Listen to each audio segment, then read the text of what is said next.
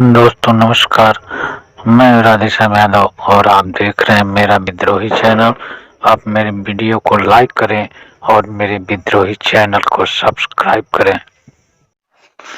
समाज में लोगों का एक ऐसा समूह भी है जो ये सोचते हैं कि हम दूसरों को डरा कर धमका करके, उन्हें अपमानित करके और अपने मनुष्य होने का दम दिखा करके हम कुछ भी करा सकते हैं।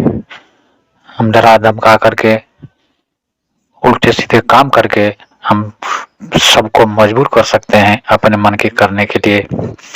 लेकिन वह आदमी यह सोचने में नाकामयाब रहता है कि इसका प्रभाव सीधे उल्टा पड़ता है और दूसरों को वह बदल सके ना बदल सके, लेकिन अपने आप को मुसीबतों में जरूर डाल लेता है, अपने को दुख में जरूर डाल लेता है। लेकिन आदमी का अज्ञान इतना घना है कि वह अपने कर्मों पर, अपने कर्मों के संबंध में कभी विचार ही नहीं करता कि वह जो व्यवहार कर रहा है, वह जिस प्रकार का कर्म कर रहा है, उसका उसके जीवन में क्या असर हो रहा है, वह अपने जीवन में अपने लिए कितनी मुसीबतों को दावत दे रहा है, वह सोच ही नहीं पाता।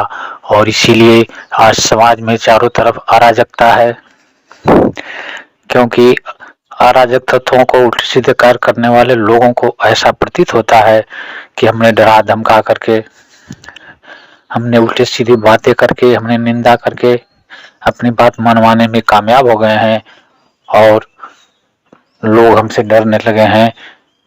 लोग हमारी करतूतों से बचने लगे हैं, लेकिन वह भूल जाता है कि लोग न तो डरे हैं और न ही करतूतों को भूले हैं, बल्कि वे यह समझ करके चुप हो जाते हैं कि यह आदमी अपने लिए ही मुसीबतें खड़ी कर रहा है। इस प्रकृति का नियम है कि हम जैसा व्यवहार दूसरों के साथ करते हैं, हम जैसा कर्म करते हैं, उसका परिणाम तो भुगतना ही होता है।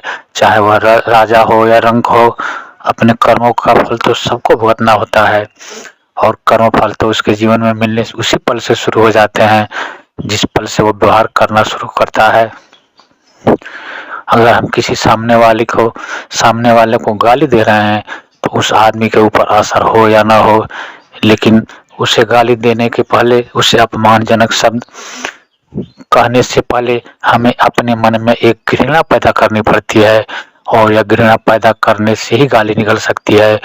जब किसी के प्रति हमारे हृदय में ईर्ष्या का भाव होगा तभी हम किसी को अपमानित कर सकते हैं, तभी हम किसी को गालियां दे सकते हैं, तभी हम किसी की निंदा कर सकते हैं।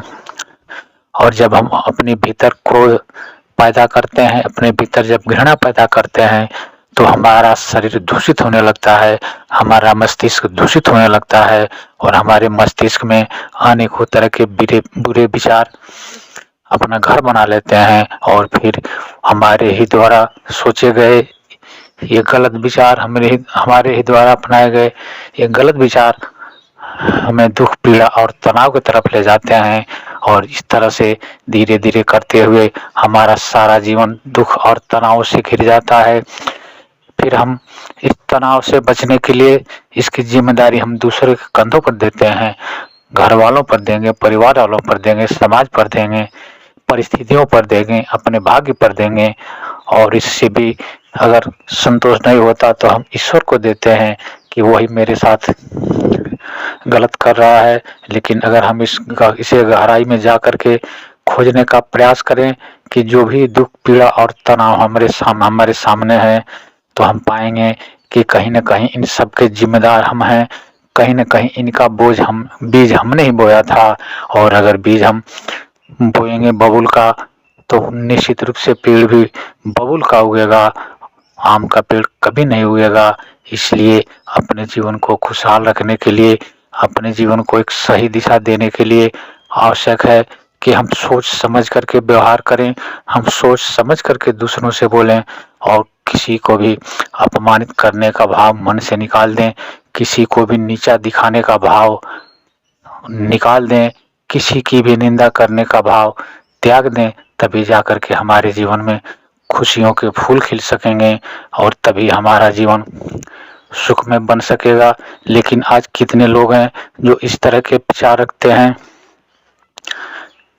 अगर गिनने की बात की जाए तो इन्हें उंगलियों पर गिना जा सकता है, क्योंकि समाज में ऐसे उल्टे सीधे कार्य करने वाले लोगों की संख्या अधिक है। क्योंकि ऐसे लोगों के अहंकार की तृप्ति तुरंत हो जाती है। उन्हें लगता है कि उनका अहंकार तृप्त हो गया, लेकिन इसका दूरगामी प्रभाव पड़ता है।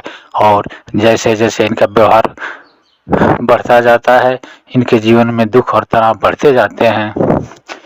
मित्रों, आप मेरे इस वीडियो को लाइक करें, और अगर ये आपके काम की हो, अगर आपको पसंद आए तो मेरे इस विद्रोही चैनल को सब्सक्राइब करें। मिलते हैं अगले वीडियो में एक नए विषय के साथ। तब तक के लिए नमस्कार, जय हिंद, जय भारत, वंदे मातरम।